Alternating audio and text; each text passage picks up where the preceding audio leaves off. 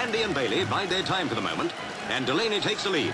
The crowd's tense with excitement, for there's never been a 4-minute mile on a United States track yet, and this may well be the day.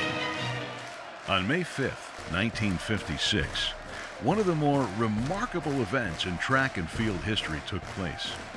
At the Los Angeles Coliseum, a relatively unknown runner defeated world mile record holder Australian John Landy to become the first to run a sub 4-minute mile on American soil. The runner was a fellow Australian, Jame Bailey, who at the time was a student at the University of Oregon. His time in this race, 3:58.6. It was the only sub 4-minute mile he ever ran.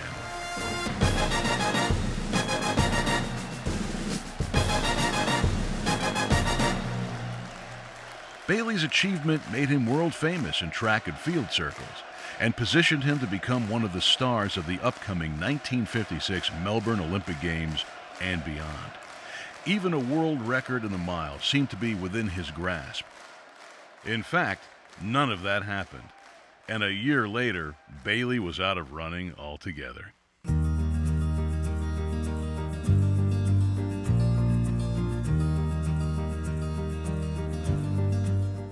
At age 85, in a rare interview, Jame Bailey provides insight and background as to how and why he became one of track and field's most curious one-hit wonders.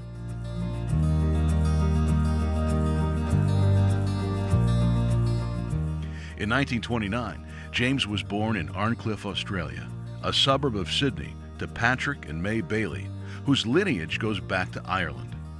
When Jame was 2 years old, his father worked as a building inspector in Parks, a backwater community in New South Wales. In this hot and dusty town, the boy received a traditional Catholic upbringing, complete with private schooling. I like to think of myself as an Irish Australian, even though they're probably a statistical minority in Australia. They're a very influential and vociferous part of the population, particularly in the Labour movement. A lot of Labour leaders were Irish descent. Was I a happy child? You know, I wouldn't have known what happiness was. I just considered myself one of the kids who went to the local convent school, and there were no organised games. There was some funny thing they called fox and geese. I can't even describe the game. There was some running involved in it, and I got the feeling that I could run faster than most kids. But those days, it was more important how you could fight. It was quite common for kids to get into fist fights. They'd even arrange to have them after school and decide on a location, and then everybody would gather around and watch the fist fight. And I got in a few of those, but I didn't think I was destined to be a very successful boxer. Took a beating more often than I won. I'm guessing now about first, second or third grade, that would make me 6, 7 or 8. I got the impression or the idea from somewhere that I was a bit of a comedian. And I like to get people's attention, I like to make them laugh. Well, exactly what I did, I don't know. But I thought of myself as kind of the class clown. And there was probably about a second or third grade stage, some nun said to me, "You know, you'll never be the man your father is, Jim." And I thought that was a mean thing to say. But why? Because my father's not a comedian? But whether I was happy or not, I don't know. I have vague, fuzzy memories of sitting out in the front of my house before the move to Sydney, in this funny old country town, sitting there and watching grasshoppers eat the grass and watching dust blowing in the air. And I think I was somewhat melancholy. I guess that doesn't mean I was happy. I had nothing to be particularly happy about. I figured, you know, I had enough to eat, and my father had a car and he had a job. I probably didn't recognize how lucky we were compared to a lot of people in the Depression era.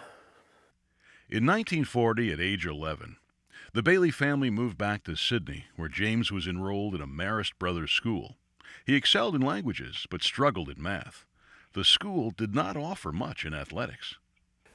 There was one track meet a year, even at this big suburban school with an enrolment, all boys school, wearing the uniform, strict discipline enforced. Nobody stepped out of line. And there was only one organised track meet a year called Metropolitan Catholic Colleges. And unbelievably, it was held in one of the most famous stadiums in the world called Sydney Cricket Ground, where England goes to play Australia in football, where the players go out to die and where 100,000 people go to watch. They actually had the use of this famous old stadium with old-fashioned stands all the way around it. There was no proper track because it was designed as a football and cricket field. They simply put white stripes on the grass, and that was the track. And since I had come first or second in the individual school's trial day, here I was in my first big track meet in the Sydney Cricket Ground, and I remember looking along the row of starters.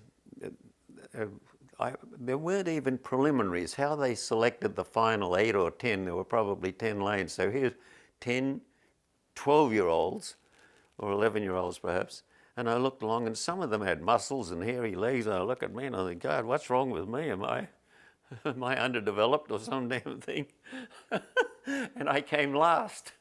So I had no early illusions of ever being a runner. At the time, James had little interest in becoming a track athlete. Instead, he wanted to be a tough guy football player, so rugby was his sport of choice. He did, however, manage to win a track championship in the broad jump. There was another event called the State Schoolboys Championships, and I won the under 13 broad jump. And my school, Morris Brothers Cogger, they made a big deal out of it. Evidently I was the first ever to win a State Schoolboys Championship from well-known Morris Brothers Cogger School. Later on, when I went to boarding school, I was a real football player. I played, and this was, now I'm talking about teenage, so there wasn't this 5 stone 7, little kids and 75-pound kids and 100-pound kids. Now this was high school level. And I had a reputation of being a real tackler. I mean, we were assigned to mark our opposite number. And I usually could stop him, no matter how big he was. I could tackle. Later, attending the Mittagong boarding school just outside of Sydney, day-to-day life for James and the other students was minimal at best. World War II was raging, and the Japanese were just offshore. Students here were allowed no radios, movies, or visits home. However, it did have one track meet a year. One year I seem to have a memory of not winning the 100, but placing, coming second or third or something like that. And similarly in the 220 and the 440 I won. There was no such thing as an 880. They didn't know there was such a thing as 880. And there was a mile, and I thought, well, what the hell do I want to run a mile for? That sounds like a grind. I didn't want to do that. James's father was acquainted with the president of the local St. George's Amateur Athletic Club, so he made arrangements for his son to join. I had no objection to meeting this guy, and my father said, well, you should do something, and be a chance for you to meet people your own age after coming from this strict boarding school out in the country.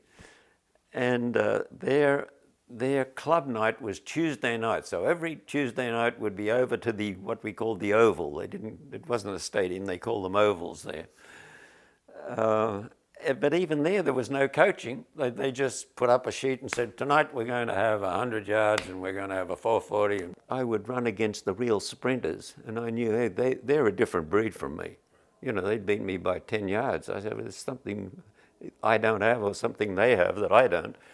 So I gradually realized if I couldn't be with the winners or the leaders in 100 and 200 events, something suggested that maybe I should try the next level, the one lap. They had a white line marked out on the grass field. God knows whether it was exactly 440 or not, but I started to go in some 440s, and within a few weeks or a few months, I was the best 440 runner in the club. The New South Wales Junior Championships were held on Sydney Cricket Ground in 1948, and I won the 440 and 880, which is rather surprising because that was open to athletes who from the best schools in Sydney and the best schools in the state. But then the next year, and I guess I became a little more serious, and rather than just standing around talking to the guys and watching the girls and running a few laps and going out and having a few beers after the end of Tuesday night training, I must have become more serious and started going over to the oval by myself, climbing over the concrete wall, and God knows what I did. I didn't know what I was doing. I'd run a few laps. I might have intuitively thought it, run a lap and recuperate and run another lap. I really have very vague memories. Anyway, and so now we're up to 1949, and the Australian Championships are held in March, which is the end of the hot summer period and the start of nicer weather in the spring in Sydney. Also held on Sydney Cricket Ground. The Australian Championships were assigned to different cities, different years, but in 49 they were in Sydney. Since I was the best 440 and 880 runner in my local little club, I said, well, yes, I'll go in the Australian National 880 race. There were no heats. There was only a final, because remember, there's only 6 states, so if 2 from each state, there was only a field of 12. So I don't know where I have no memory of where I was during the race, but in the last few yards, I was coming from behind the leader, and there wasn't a straight, believe it or not. They weren't smart enough to have the typical straight and curve configuration. It was just a kind of a circle on a grass track. I could feel myself gaining on him, and we actually went across the line together. So then the officials got together and ruled that there had to be a runoff. There had to be a winner named that day. It couldn't be at a later date. And because I had this ridiculous habit of drinking raw eggs in a milkshake before the race, I was dry retching after that race. I felt sick. Nothing serious, but just dry retching is rather uncomfortable and very embarrassing. And they asked a medical officer to come out and to check Dave White, the other dead heat competitor. And he said, how do you feel, Bailey? And I said, well, I heard it hurts my stomach. And he either said to me or said to the officials, I don't think he should run. And I'm ashamed and embarrassed to say, I said, okay. And so Dave White was Australian national champion. The next year, still with no real training, James wins the Australian 880 championship, in the process defeating the same runner who had tied him for the title the year before. Here I am, Mr. 880 Australia the next year. I still know nothing about track in the rest of the world. I can remember being in a barber shop, and there was a calendar on the wall, and it had world records, and it's some writing under the whatever the picture of the calendar of the picture of the month was. And for some reason there were track world records, and I remember reading Rudolf Arbig, Germany, 146. 146, and I'm running 155 or some stupid thing. So I gradually dawned on me that there's a world out there with some guys that are really runners. I'm a pansy. By 1951, James had become national 880 champ 3 years in a row. Looking for a bigger challenge, he made the ill-advised decision to leave Australia in favor of competing in France. I ran there, but whether because of this diet, strange surroundings, for whatever reason, I never won anything. Never even ran well.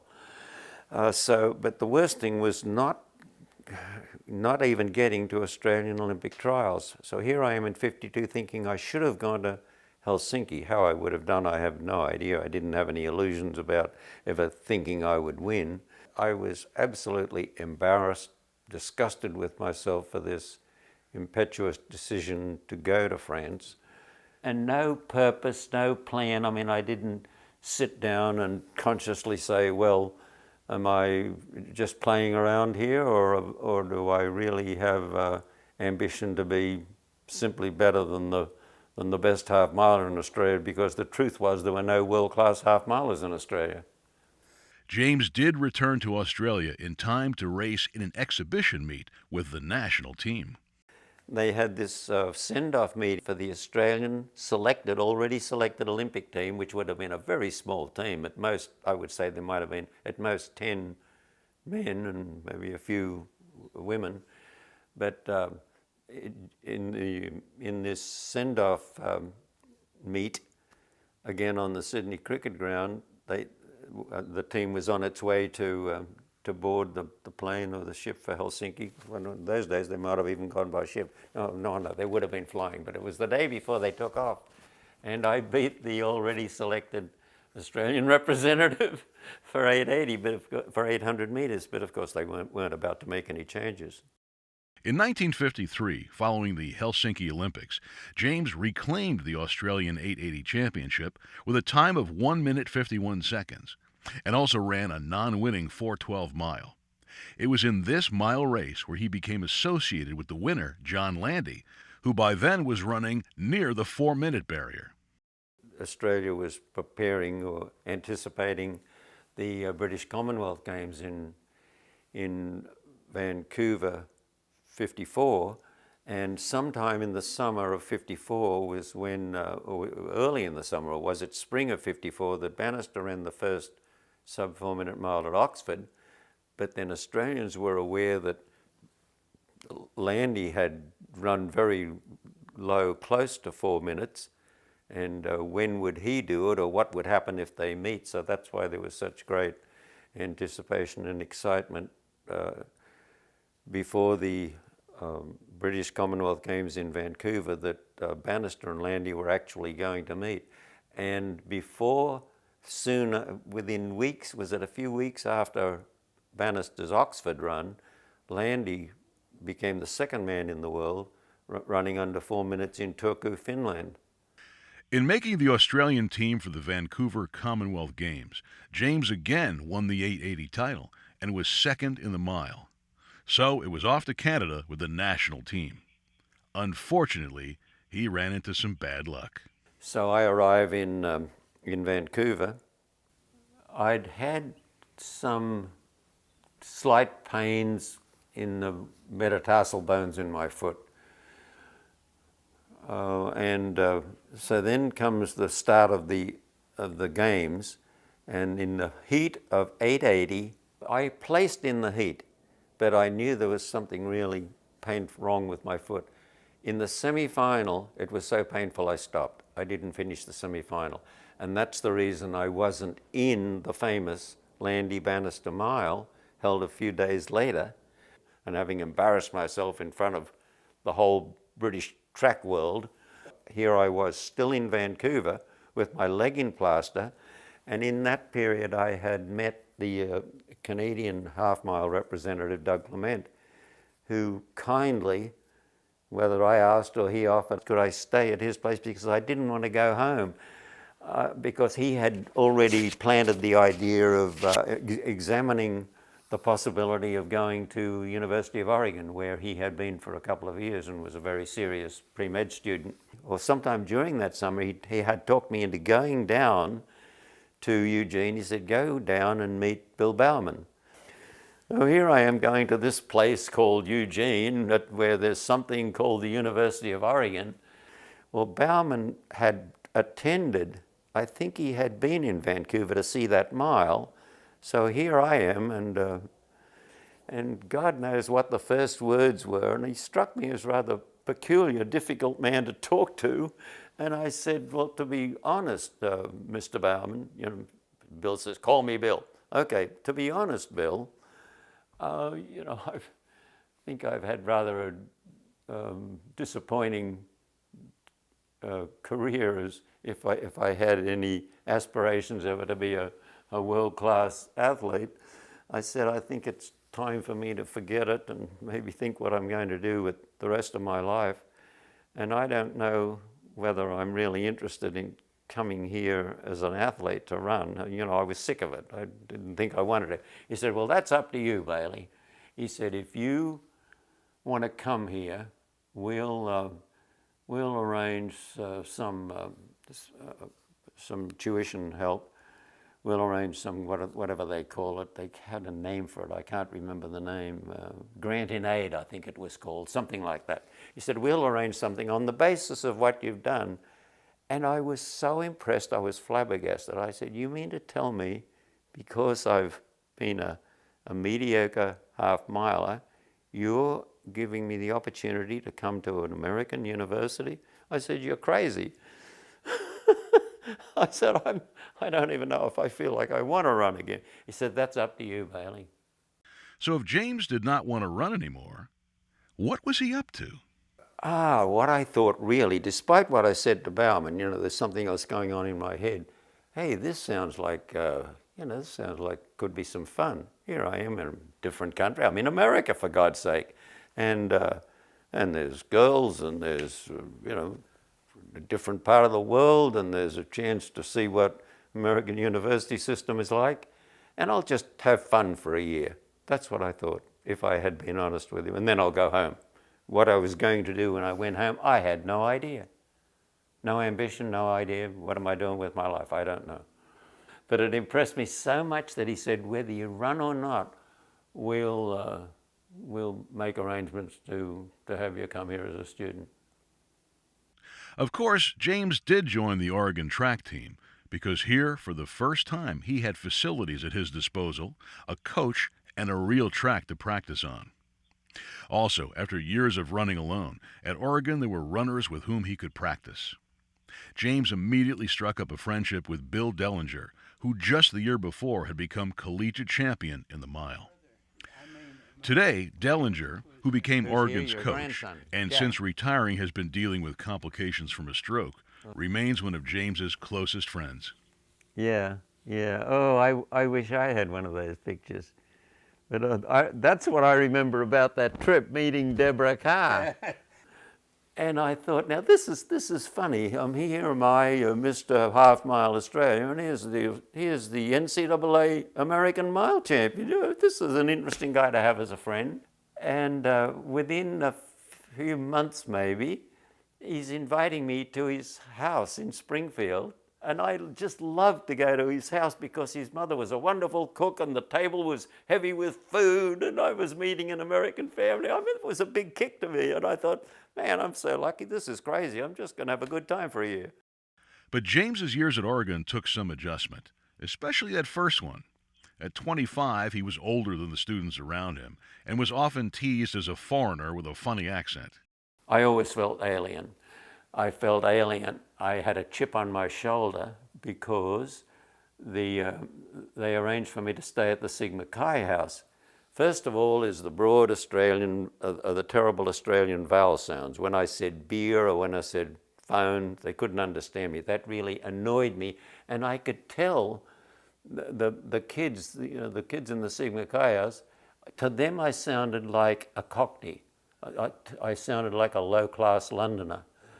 And I was really what's the word, sensitive about it, and really had a chip on my shoulder. Those dumb shit American kids, they're younger than I.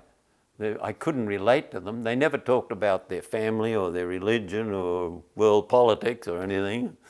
I don't know what they talked about, some kind of nonsense. They looked different from me, and I had old-fashioned kind of clothes and a baggy pants, and they looked collegiate. But the fact that Dellinger befriended me, I just loved him for that, because then, even that first year, it was apparent that I was as good as Dellinger, or maybe could even beat him. So I thought to myself, well, he must resent me coming here. He should be the best miler. He never showed any resentment, any jealousy. And when we went to NCAA, that my first season in 54, 55, so here we are at the NCAA in the Los Angeles Coliseum in 55, and the start of this whole Oregon tradition, I like to claim, and I believe it's true, the start of the whole Oregon middle distance track tradition started with Dellinger and I running second and first in NCAA in 55. Not only that, Riser won the 2 mile. So people were saying, what the hell is happening in Oregon? What are they feeding them in Oregon? What are they doing in Oregon? It put Bauman on the map, I think. Once the school's 1955 winter term was underway, James met an attractive freshman co-ed named Janet Summers, who would eventually become his wife. And of course, in that year, I met Janet.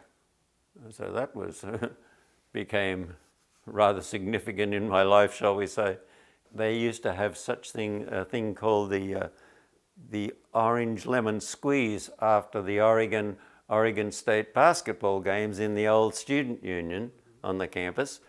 So, and I'm already self-conscious. I've got a chip on my shoulder. I don't look right. I don't sound right. And so I go in there and there's all these beautiful co-eds and my eyes are popping out and I see Janet. So I go up and I said, would you like to dance? And she looked up at me and she said, I'm rather tall. And I said, well, stand up. How tall are you? So she stood up and we're almost the same height. So I danced with Janet and that was the start of my pursuit of Janet. Enjoying considerable success with his distance runners, Bill Bowerman's fame was spreading rapidly. After that rather awkward first meeting, what kind of a relationship did he have with James? There was some kind of a disconnect between Bill and myself. I found him difficult to talk to. I would describe him as enigmatic. There would be awkward pauses and once in a while I'd go into his office and tell him I was homesick or had some complaint. Oh, that's tough, Bailey, make the most of it. He seemed quite unsympathetic. I had no real relationship with Bill. I never sat down and had a real, man-to-man or father-to-son talk. I couldn't connect with him, I felt. I just figured, well, he's American, I'm Australian, and we're different. He's a war hero. I knew that much. I admired him, but I think he didn't. There was the team that he treated the way he treated most of his charges, most of the athletes. He had. Just think, a track coach has pole vaulters and hurdlers, and you can't spend all his time with 880 runners and milers. And I knew there was a special connection between Bill and Bill Dellinger, and I understood that. But I hardly ever talked to Bill when we were out on the track training. He was busy. He had lots of other guys to worry about. He used to put up a schedule, a suggested schedule or a required training schedule, 10 quarters of 60 and intervals, that kind of thing. And that was the extent of my connection with Bill. In fact, this will illustrate it. I was kind of, I hated working out. I could always find either my back hurt or my knee hurt. I could always use my knee as an excuse. I didn't feel like working out that day. I certainly didn't feel like doing hard workouts. I always managed to drop off a few reps, And one day, as a beautiful spring day, probably 55 or 56, one of those years, and I got this crazy idea that I'd like to go for a walk with some girl I'd met in one of my classes. And I said, well, let's go up to, what's the name of the park? Hendricks, yes. I said, let's go up there and sit down and talk or do something. So this is in the afternoon, just about when the track team is supposed to be out on the track training, and I knew they'd be out there, but I said, oh, what the hell, don't feel like working out today. So I pick her up at her residence, her sorority house, and we had to walk right past the stadium. And I know some of the kids saw me. Whether Bill saw me or not, I don't know. We walked right past Hayward Field on our walk up to Hendricks Park. And then I thought, gee, I've heard the way he talks to telling the other athletes, stay away from girls. I don't want any of you guys getting involved. And you know how he was on that. And I thought he's really going to call me out on it. He never said a word. Never. I know damn well if he didn't see me, he was told about it.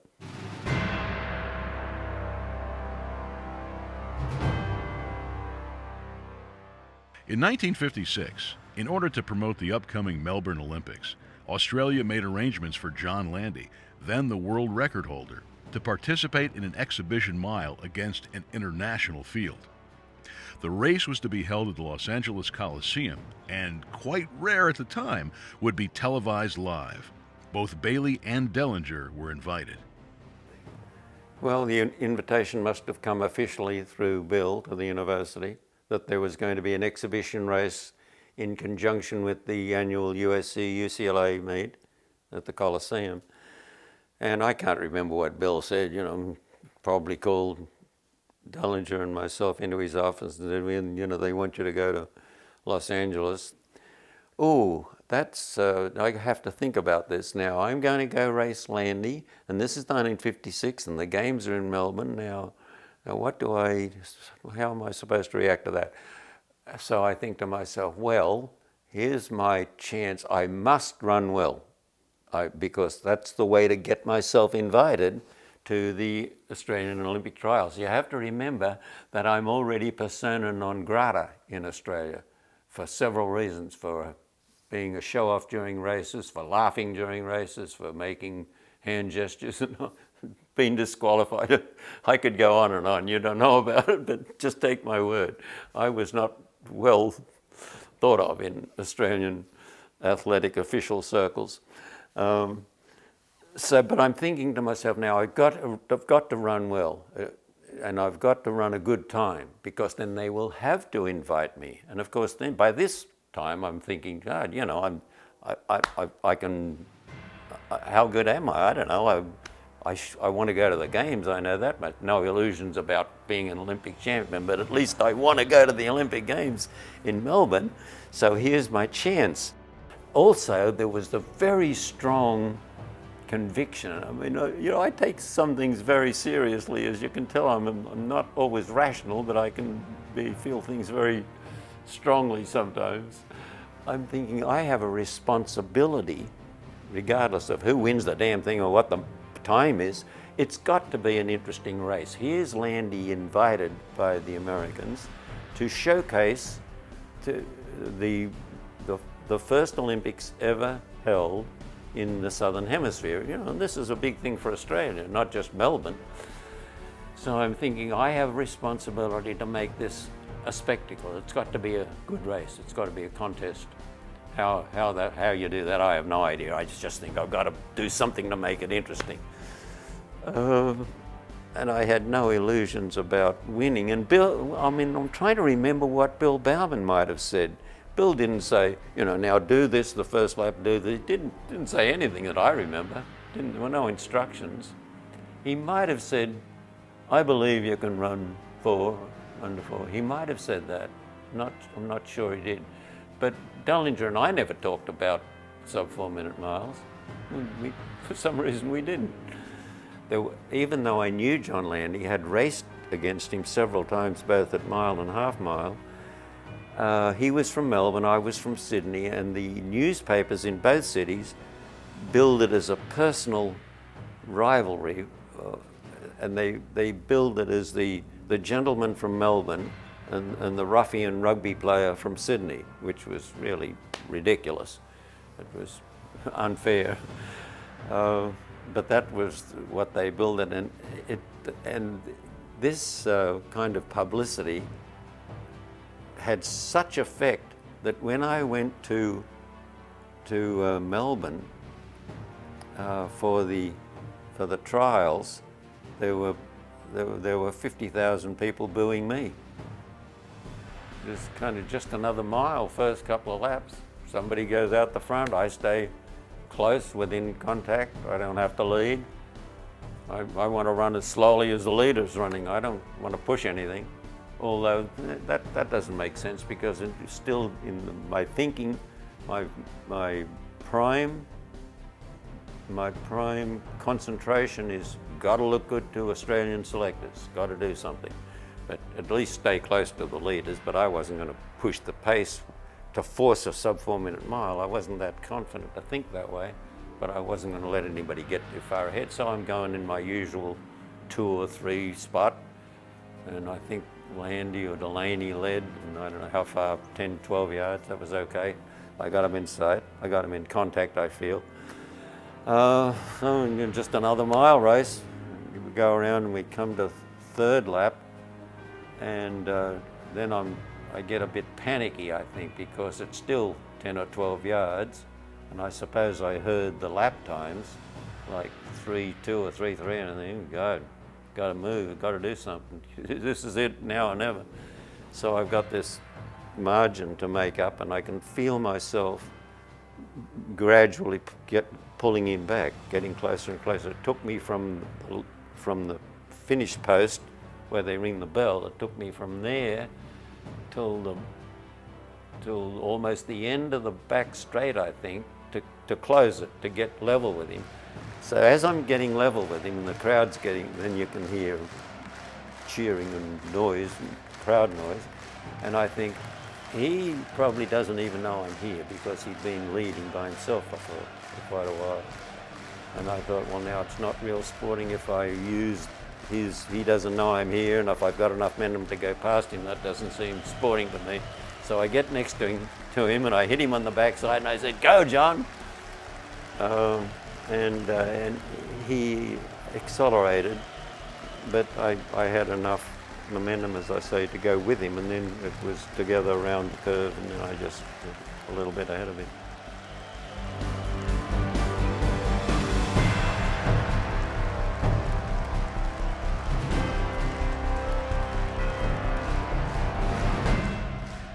Bailey's last lap was a then unheard of 55.4 seconds. At 3:58.6, it was the 2nd fastest mile ever run, the first sub 4 minute mile in America, and a new collegiate record. Having just won such a prestigious race, what was Bailey's first thought? Would you believe regret? I remembered what my first thought was. Australians are going to resent me. They will not like a national idol being beaten, especially one with my reputation. That was the first thing that crossed my mind. But then I thought, well, what was my goal? What was my mission on this race? My personal mission was to get the attention of the Australian selectors, and I guess I've done that. If I beat him and I ran under 4, that's good. So now they'll have to invite me. But I know they're going to resent me when I go back to Australia, and was I ever right? And not being the world's greatest diplomat, when I arrived back in Australia with a bevy of reporters waiting at the plane, what's going to happen when you meet John Landy again, Mr. Bailey? I said, actually, I'm in better shape now than I was then, and I think I can run a more intelligent race. Well, the you-know-what hit the fan. I was then the loudmouth and the braggart, and the traitor arriving back from his victory over Landy in America, bragging that he's going to beat Landy again. But in America, James was a hero, especially at the University of Oregon. Oh, there were a crowd of students and Janet at the airport. Oregon students, I guess, were pleased and made a big fuss about that for a while until things settled down, and things went pretty much back to normal. James then competed in the NCAA championship meet in Berkeley, California. He was the defending champ in the mile, but in a surprise, Villanova's Ron Delaney, who also ran in the Coliseum mile, took the title away from him. But now it was time to focus on the Olympics, so James headed back to Melbourne for the summer to train and qualify. In the meantime, having heard about James's ever-growing relationship with Janet, a Melbourne newspaper invited her to come to the games at their expense.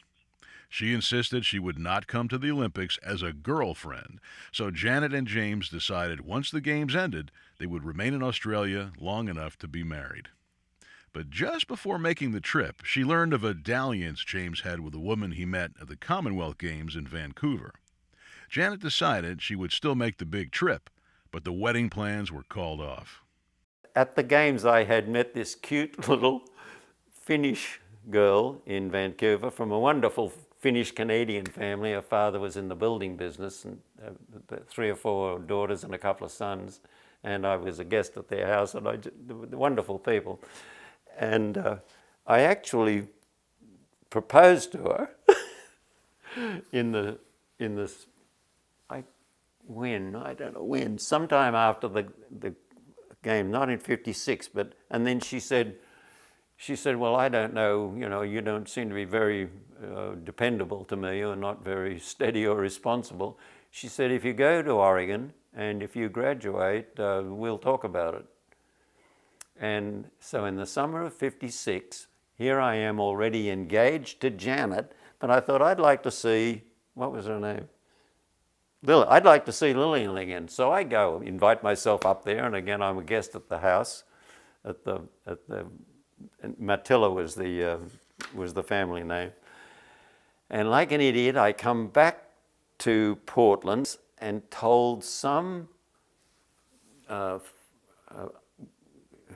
Oregon student girl who knew Janet about this flirtation, this visit to Lillian, and she told Janet. So here, and Janet didn't find this out until I had already gone back to, here I am, Janet still here with her invitation from the Melbourne newspaper, but still in Fall Creek. And here I am in Australia getting ready for the trials, and she calls up and says, I'm coming, but I'm not going to bring my wedding dress. And I just about went to pieces. Things only got worse. Just 2 weeks before the trials, James was in a serious automobile accident. And on the way back from lunch, I was going through an intersection probably a little faster than I should have, and I was hit by a pickup truck from the left-hand side, and thinking that I could accelerate and avoid the impact by getting ahead of it, I was hit on the left-hand corner of the car, of a left-hand drive car. The car spun onto its hood, and the police measured that I went about 30 yards on the hood of the car, and it flipped again onto its wheels. And I walked out of it with just a mild scratch on my lip, but I was really shaken. And I thought, this doesn't bode well, and that was just a few weeks before the games, but I wasn't physically injured, but it shook me up. So the car accident was a couple of weeks before Olympic trials, so within 2 weeks, which were held on 2 consecutive Saturdays. First Saturday was 800 meters, and of course at that time I've had the foolish idea that I could attempt to do both events, and felt pretty good. So started at the 800 meter trial at one of the sports grounds in Melbourne, which was pretty well attended, something like 40 or 50,000 people. Of course, there was understandable interest because of the games being in their own city. And I won the event. I'm not about 148 or 149 in there. I can't remember the time exactly, but the officials, judges, ruled that I had not acted in a sportsmanlike manner during the race, and they declared a second race to decide the second and third places without me in it. Headlines in the Melbourne paper: who can beat Bailey? Do we have somebody? Is it can our number one Melbourne 800 meter runner beat Bailey? That was headlines in the paper. We want Bailey beaten. So then comes the date soon after. Within days was the official time for the team to gather at the Olympic Village in Melbourne. And I felt some hostility, I suppose you could say, from other members of the team because of all this reporting about my actions on the track and the fact that that I was unpopular because I had beaten Landy and came home and said I'd beat him again. So I didn't feel very much at ease with my Australian teammates. And then came the day of the 800-metre heats. So I won my heat. In fact, I beat Arnie Soul, the number 2 American. Can't remember the time, and the Australian crowd clapped in a rather reserved, polite kind of way, not an enthusiastic way. Then came a few days later, the semi-final. I lined up next to number 1 American, Tom Courtney, a big, strong guy, and he used blocks at the start of an 800 metres. I mean, nobody does that. So I'm using the typical standing start, and the gun goes, and Courtney comes bursting out of the blocks and hits me on the left. He was on my left side, and all of a sudden there was a wall in front of me. That was an unusual feeling for me. I was never beaten at the start. I mean, I always got into a safe, close to a lead position. So here I am, all of a sudden, with a wall in front of me. And I never got through the wall, and I don't think I even finished the race. And then the booing started. All of this added up to what was probably, I mean, it sounds like a weak, making excuses kind of thing, but I think I was pretty close to a nervous breakdown at that stage. James had also qualified in the 1,500 meters, where he was Australia's second entry behind Landy. But the reviled Bailey would never make it to the starting line. Continued to work out knowing that something was really wrong. And then a few days before 1,500 metre heats, I was out on the track by myself, and I thought, well, I'll just run a couple of repeat, 58 or 59 second quarters, and I didn't make the time I was trying to run. And when I made the decision not to start, I can't tell you. I tried on the day of the heats. I tried to find the team manager, couldn't find him in all the confusion in the crowd, and there was so little organisation in the Australian team anyway. But I did make some effort to find him, and I just didn't show for the start. And when they called my name at the start of the first heat, there was a hush in the crowd, where the hell is Bailey? But then the race progressed, and I was sitting with my father in the stand by then, in pretty bad shape. I was castigated. I even got death threats in letters. I probably spoiled somebody else's chance of competing. However, one good thing did happen. James and Janet were able to reconcile, so the wedding was back on again. We were married on December the 8th at my home parish church. All the guests were Australians, friends, relatives, parishioners, and only 2 or 3 people on Janet's side, one of whom was Bill Bauman. He brought her dress. Can you imagine? Bauman made a trip from wherever, Eugene, Oregon, to Melbourne, Australia with Janet's dress. The newlyweds returned to Eugene, where James had 1 year to go before receiving his degree. There was also one more season of Oregon track, but his heart was no longer in running. After a couple of lackluster performances, Bowerman decided not to enter him in the NCAAs. He had gone from NCAA mile champion in 1955 to runner-up in 1956 to not even being entered in 1957. James Bailey, the man who surprised the track world by defeating the world mile record holder and running the first sub-4-minute mile in America, never ran again.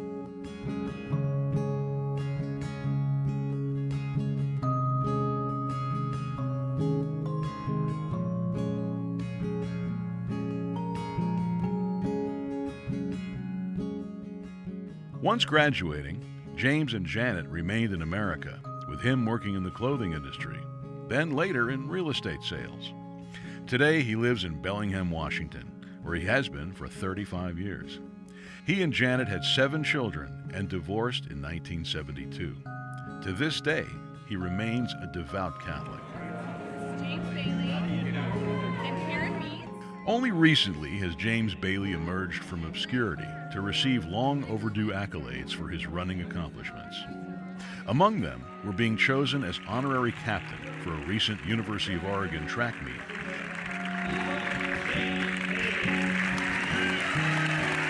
And receiving honors at an annual race in Memphis, Tennessee. In addition, back in Australia, he was celebrated at his old Marist school, and every year he attends Oregon's alumni track and field reunions. In deference to their ages, this pre-1960s group refers to itself as the Lame Ducks.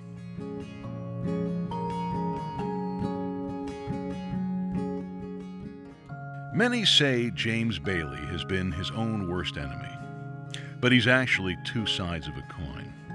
Planning and preparation are not among his strong suits, but when it comes to meeting the mark, he is a fierce competitor.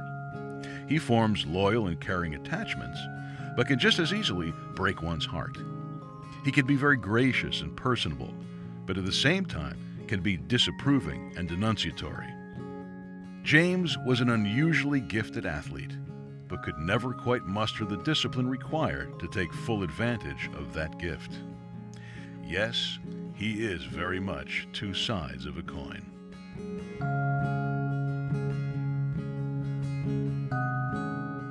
So what does James Bailey consider to be his main strength and his main weakness? At the start, I used to look along the line and I'd say, I don't like these guys, don't like the look of them. I'll beat these bastards. Is that a strength? I don't know. I got used to winning in those first years when there were no world-class half-milers. So I kind of like that feeling. My weakness was my whole psyche, I think, this not being dedicated, really realizing that I was probably an underachiever and didn't have the character or the discipline to work harder and get the best out of myself. That was my weakness. I wasn't scientifically trained. I had no scientific knowledge about training or racing. I said I got coaching in France. It was there wasn't anything revolutionary or new about what I learned. I mean, Sebastian Coe was the result of scientific training. So there must have been some inherent strength, ability, whatever mixture of speed and endurance.